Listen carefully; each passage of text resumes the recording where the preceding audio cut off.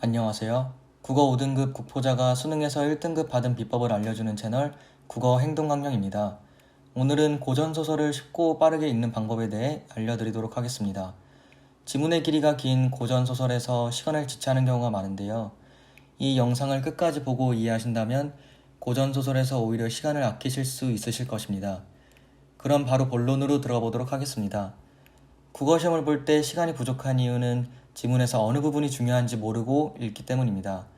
결국 모든 문장을 똑같은 집중도로 읽게 되고 문제를 풀 때 내용이 기억이 나지 않아 지문으로 돌아오는 것을 반복하다 보면 어느새 두 지문이나 남았지만 시간은 5분밖에 남지 않은 불상사가 벌어지게 됩니다. 수능날 이런 불상사를 피하기 위해선 각 분야별 독해 포인트를 미리 알고 지문을 읽어야 합니다. 고전소설의 독해 포인트는 인물 간의 관계, 대화의 내용, 공간의 인식 총 3가지입니다. 이 중 가장 중요한 것은 대화의 내용입니다. 고전소설은 항상 인물들의 발화에 집중해서 읽어야 합니다. 그 중에서도 특히 대립과 갈등이 드러나는 발화, 심리나 감정을 표출하는 발화, 그리고 미래를 암시하거나 과거 사건이 드러나는 발화는 반드시 확보해야 합니다. 공간의 인식은 현실적 공간과 비현실적 공간의 구분을 의미합니다. 이렇게만 말씀드리면 이해가 잘 안 가실 테니까 예시를 통해 좀 더 구체적으로 설명드리도록 하겠습니다. 2018 수능에 출제된 작품 사시 남정기입니다. 고전소설의 독해 포인트에 입각하여 읽어보도록 하겠습니다. 우선 초반에는 등장인물 간의 관계를 파악하는 것이 중요합니다. 왕비가 웃으면서 말하고 있고 사시와 나누는 대화를 통해 둘 사이의 관계가 우호적임을 알 수 있습니다. 그리고 남의 도인이 그대와 인연이 있으니 잠깐 의탁하게 될 것이요 와 같이 미래를 암시하는 대목은 앞서 말씀드린 독해 포인트에 해당하므로 반드시 기억하고 넘어가야 합니다. 그 이유는 다음과 같이 문제의 선제로 출제되기 때문입니다. 그럼 대화의 내용에 집중해서 계속 읽어보도록 하겠습니다. 왕비는 사씨에게 조만간 길을 인도하는 자가 있을 것이니 염려하지 말라는 미래를 암시하는 듯한 말을 남긴 후 부인들을 소개해 줍니다. 이후 주령을 내리는 소리가 들리더니 사씨가 놀라 몸을 일으키고 유모와 시비가 부인이 깨신다 라고 합니다. 따라서 이전까지는 꿈속 공간, 즉 비현실적 공간에서 벌어진 일이고 사씨가 꿈에서 깨어나는 상황임을 알 수 있습니다.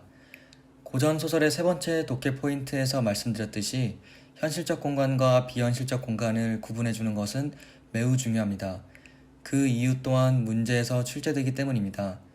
주령을 내리는 소리에 대한 질문을 통해 비현실적 공간에서 현실적 공간으로 전환되는 부분을 잘 독해했는지 확인하고 있습니다. 계속해서 지문을 읽어보면 부인께서 기절하는 바람에 소인들이 간호하여 이제야 깨어나셨는데 라는 유모와 시비의 발화를 통해 왕비와 대화하던 일은 모두 사씨의 꿈속에서 벌어진 일임을 확실히 알 수 있습니다. 하지만 사씨는 대나무 숲을 가리키며 분명히 저길로 갔다 왔으니 꿈이 아니라고 주장합니다.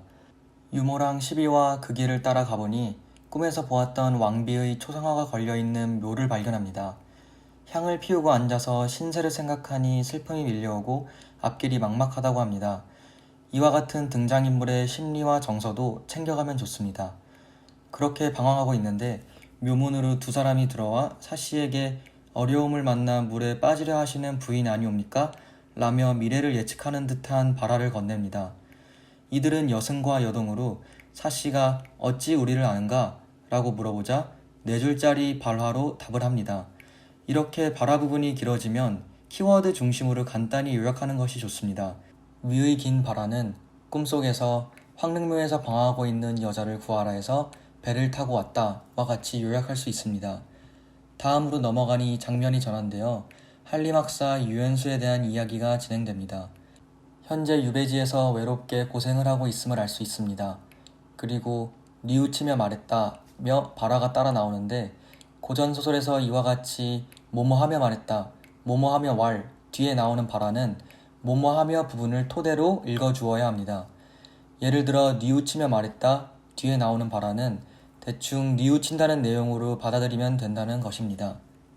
어진 아내 사씨를 의심해서 뉘우치고 있는 것으로 보아 유연수와 사씨는 부부관계였음을 알 수 있습니다. 이렇게 탄식하던 유연수는 병에 걸리고 말았는데 노파가 어떤 병을 들고 와 이 물을 먹으면 좋아질 것이라고 하고 그 병을 뜰 가운데 놓고 사라졌습니다.